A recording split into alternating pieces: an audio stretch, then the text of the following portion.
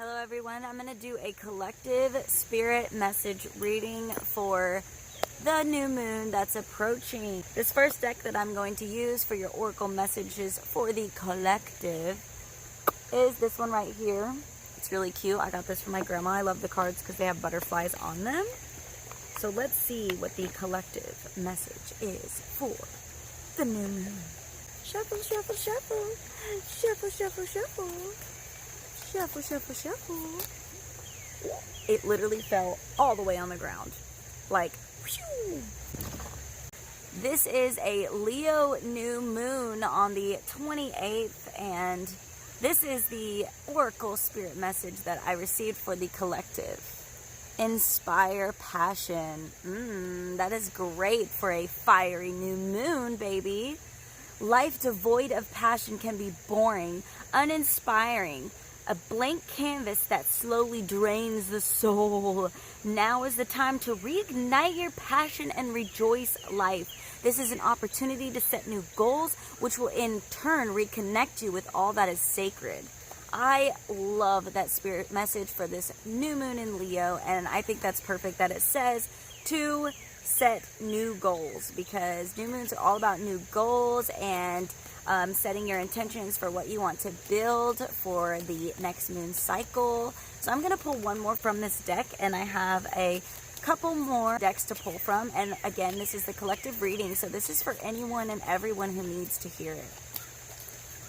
Pretty cards, so pretty, so pretty. Shuffle, shuffle, shuffle. This one I feel like is going to take a second, because that first one just popped right out. It was so ready to be seen. Like Leos, they're always looking damn good.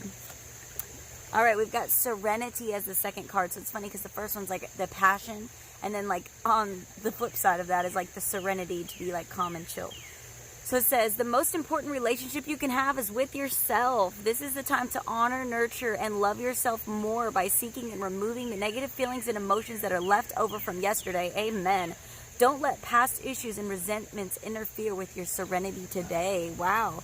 It's like, let shit go, you know, like be at peace with yourself. Like, you know, don't worry about what other people's doing. You don't have control of anyone but yourself. So just be happy with who you are. And if you don't like who you are, you can take steps to be better and really start to love yourself even more. There's plenty of things you can do to get to that point.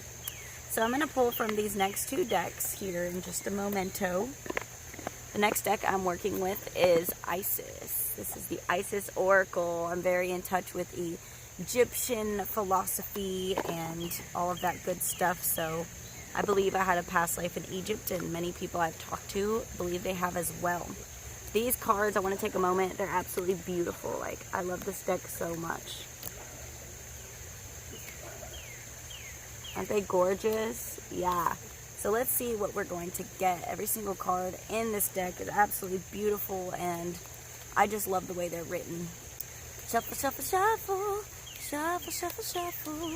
Shuffle, shuffle, shuffle. I need a spirit message from the guardians and divine angels and ancestors and all the beautiness and deliciousness and all the spirits in the world to share with me what the collective needs to know and embrace for this new moon. And I have it. Divine sisterhood.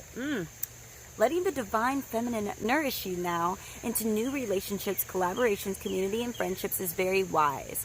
There are many souls with whom you have spiritual contracts decided upon before you were born who wish to help you and whom you can help too as you grow together in peace and light and wisdom. So even if you're a male, I'm sure you have females in your life that are making your life better, and I hope that they are if they are in it, because the feminines are definitely here to nurture and guide, while the masculine energy hopefully protects and all that good stuff.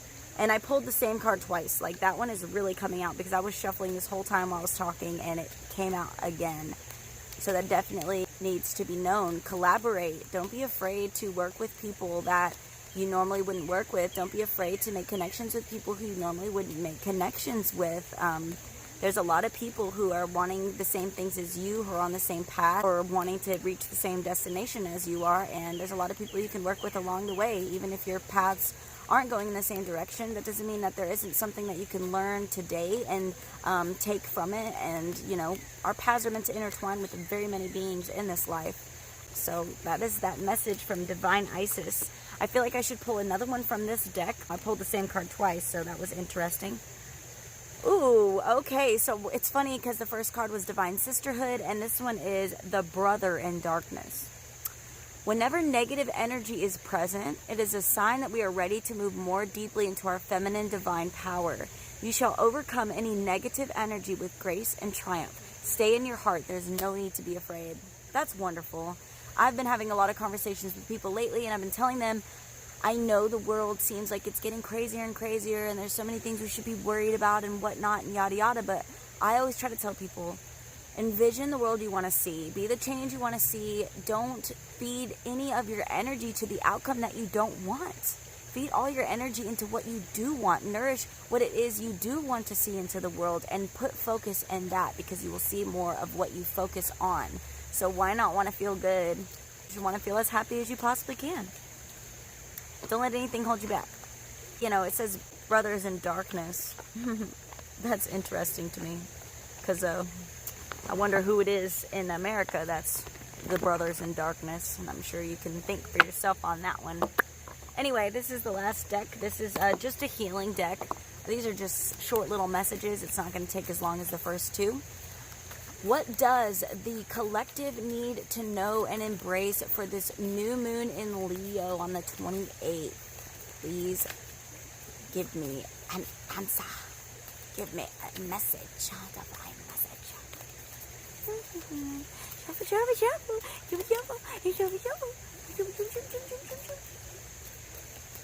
It's coming, guys. Thank you for your patience. Forgive. Oh my gosh. You know, it's funny because the lion represents courage and being courageous, and I think that a quality of being courageous is having forgiveness, because lions are known for their hearts as well. And I don't know why it correlates, but it just does. Like that fiery energy, that emotion, that passion comes from your heart center, and to me that's related with the sign of Leo. So forgive. I forgive because I seek forgiveness. Whew. Seek justice and fully process all wrongs done to you. That's going to take a lot of reflection and processing. But when you awaken, forgive everyone you can think of that needs forgiveness, including yourself. To not forgive is to delay in your own healing. Wow. Forgive yourself for things you've done, wrongs you've done. Forgive others for things they've done. We are all trying our best, hopefully, and remember, the people who come into your life are reflections of you, aspects of you, good and bad, and we all have something to learn from each other. I love you all, and I hope you enjoyed these Oracle Spirit guided messages brought to you by me, LaynieBaybie. Have a beautiful new moon. Mwah.